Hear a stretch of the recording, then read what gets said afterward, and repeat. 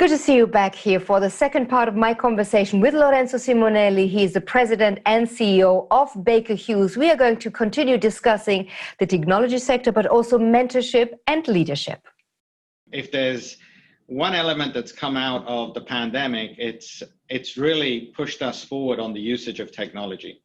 And you can do a lot of the same things just through Teams or Zoom, or you name it, the way in which social interconnectivity can take place.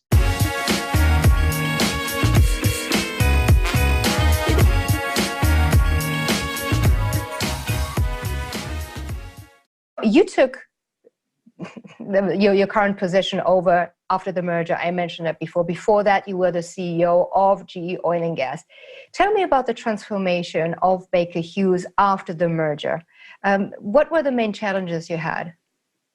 Well, clearly, whenever you have two companies coming together, the first element is culture and making sure that there's an integration of the culture, and also there isn't a winner and a loser, but that we're winning together as one team. And that's why it was very much focused on making sure that people saw the benefit of the companies coming together, and we were stronger as one versus separate entities. And that's really the rallying cry that came out to the employees, and then also to the customers, being able to show them the way we could bring equipment as well as services together with technology to actually go and drive productivity and efficiencies in the industry and help them with their customer problems. So it was, a very well articulated marriage between the two companies. And the first thing was, let's make sure the employees are motivated.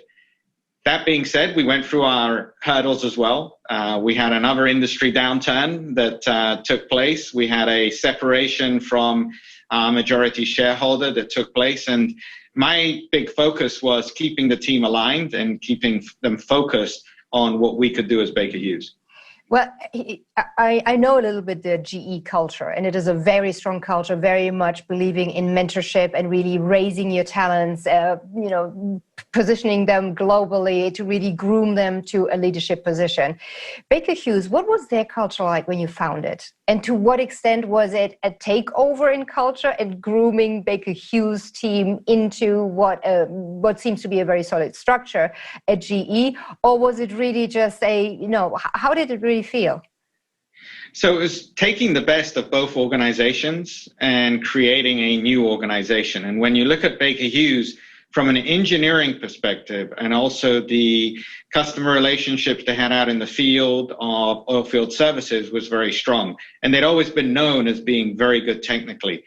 We then had to take that and blend it in with the commercial intensity as well as the process rigor of GE Oil and Gas. And so we really focused on, let's take the best from both organizations and move us forward. And that really created, the purpose statement of Baker Hughes, the values that we have.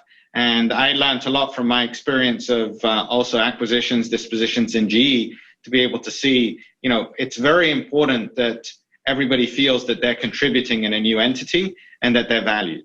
Yeah, that they're part skin in the game, basically, and that everybody is on board.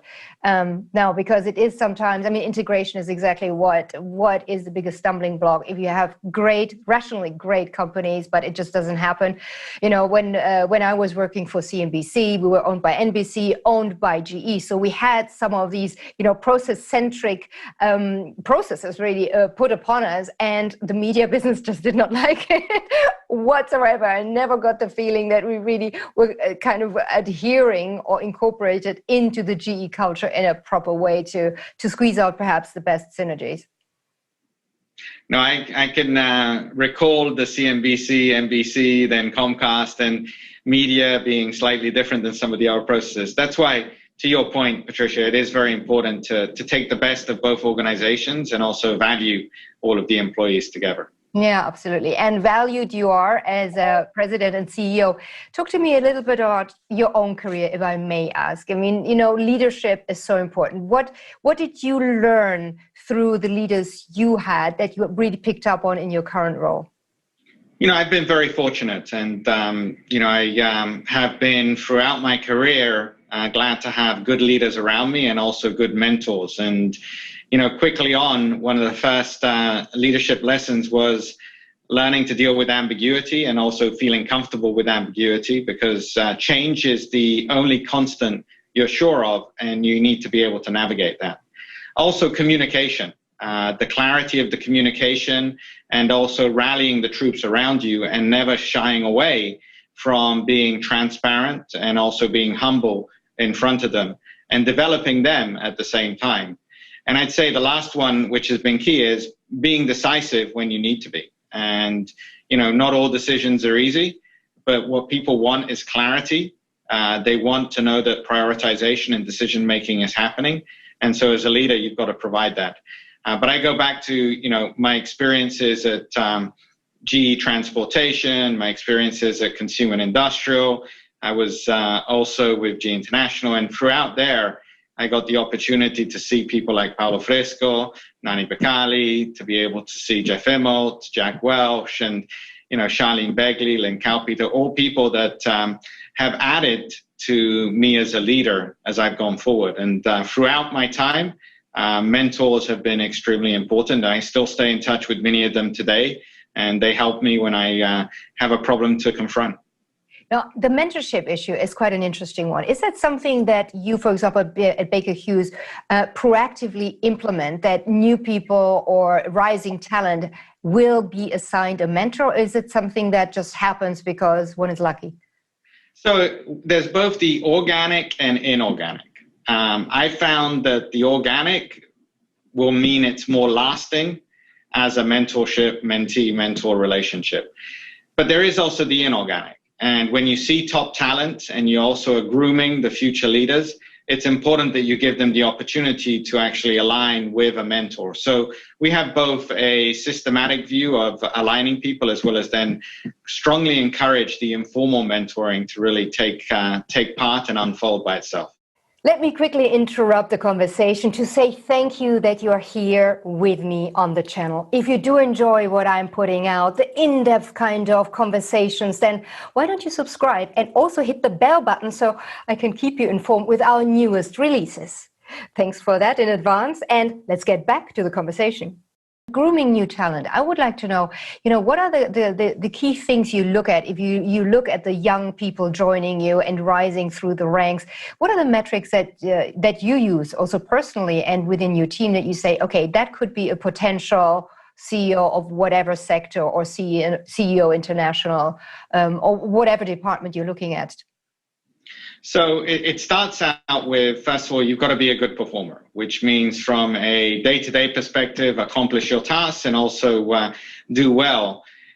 That's not enough. You also then have to exhibit the entrepreneurialism, the culture of being able to work as a team member, both as leading a team as well as collaborating with a team, the ability to work through a matrix. And we assess, and we've got training programs for people that join us, and we assess them in multiple dimensions.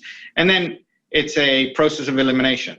The best will rise to the top, and then we continue to nurture them, and we continue to give them new opportunities. And I'd say, they evolve as they go through this journey as well. And I'm a byproduct of training. And if I look at myself, I started out as a financial management program, then went on to the General Electric audit staff. Then from there was selected in different roles.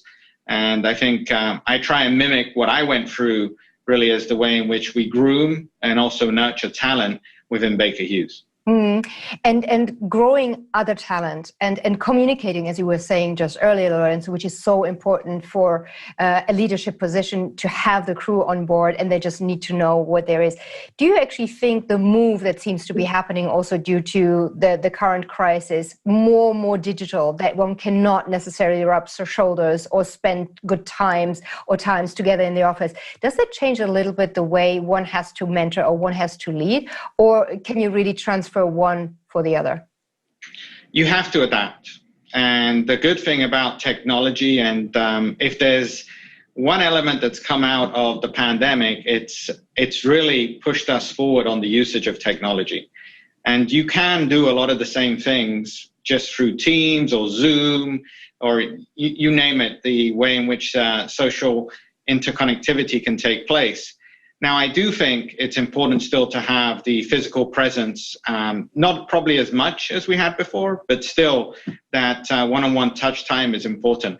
But I'll comment for myself. I now have global roundtables. Now, a global roundtable previously wouldn't really take place. You'd go to the location, and then you'd have a roundtable with the employees that are there. Now I have a screen in front of me with 15 people, one from Australia, one from Brazil, and it helps also put together the company in new ways. And so I think we've adapted. Remote working is part of the future. I don't think we'll be going back to the way it was. I think there is a fundamental shift, and also understanding the flexible work hours that are necessary, flexible work arrangements. And, there's another theme in 2020 around inclusion and diversity. And I think that's taken, again, a prime spot with remote working and also flexible work hours, and making sure that we're adapting. And actually, hierarchical companies, I think, are a view of the past. We're creating structures that are much more streamlined. Yeah, absolutely. Cooperation and co-creation, I guess, very much more even, whatever the ranks in the company is a big issue. And really, as you were talking about, the shift in the way our modus operandi of working, how do you really see the long-term impact of what this pandemic brought to us, be it professionally, but also personally? So professionally, I think, again, as I mentioned, number one, it's brought attention to the energy transition. It's brought attention to really the climate change, number one. Number two, it's really brought to the forefront the need to balance personal time, work time, and also how to utilize technology as a way in which to facilitate that. Diversity and inclusion, the best sport process, and it's remaking of companies and their fabric. And I think personally, it's also been a way to really see how leaders need to develop, how I need to change the way in which I work and continue to reach out and actually make people feel that connection, because it's easy to be remote working and get lost. And it puts an extra emphasis on leaders to communicate and also to be decisive. And I think also communication becomes much more universal. And there's so many ways in which you communicate now that you really have to put a focus on it. Yeah, absolutely. And this is why I was asking early on whether the digitization that has been pushed and boosted by the COVID-19 crisis actually does make your job either easier, different, or maybe harder. And I think whilst communication and being there and being linked up is one thing, the other thing is really the emotional part, that you still need to get through to the people, not only by the rational content of what you're saying, but have them on board, because it is the emotional involvement, as you were saying early on. I have to have the team really believing what they're doing is important, and we are counting on every single one of us. Surely that is something that can be somewhat of a challenge. It can be, unless you are able to rally and your company has a purpose that is actually valued. If you look at Baker Hughes, our purpose statement is clean, efficient energy that's reliable for the planet and clean. And so you actually are driving an aspect of, we can have social good in the communities we're participating in because we're reducing the level of carbon footprint through our technologies and also the way in which we work with our customers. So I think companies are going to need to make sure that their purpose resonates with all of their employees and is strong enough to make that connection point.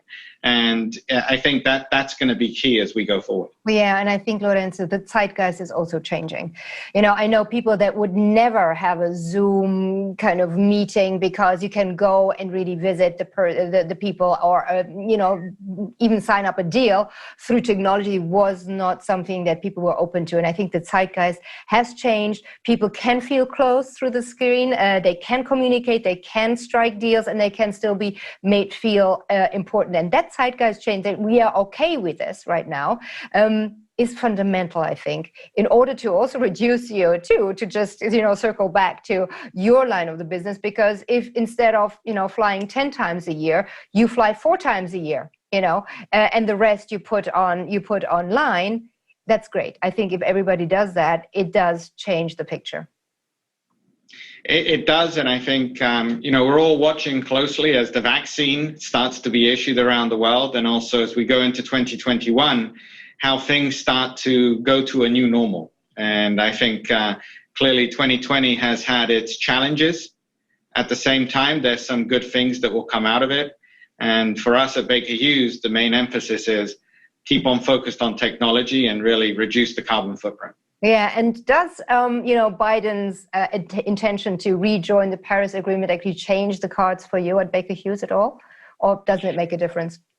Patricia, we've been through many administrations in the past, and our focus as a company is unchanged. The strategy has been on enabling carbon emission reduction. So if anything, if the administration moves along that side, it will be a good thing for us. But again, I think it's inevitable that the discussion around climate change and carbon emissions continues to gain momentum as we go forward. Let's hope so, it will. Lorenzo, thank you so much for spending time with us here on Mentorship TV. Your insights, be it about the business, how technology driven it really is, and what you can do to enable the entire sector to become more green and reach certain targets out there. As a leader, as a mentor yourself, amazing. Thank you so much. Thank you very much, Patricia. Good to see you. And thank you, dear Mentorship TV community, for having joined us yet again for an amazing conversation, this time with the President and CEO of Baker Hughes, Lorenzo Simonelli. I hope I see you soon next time here on Mentorship TV. Bye.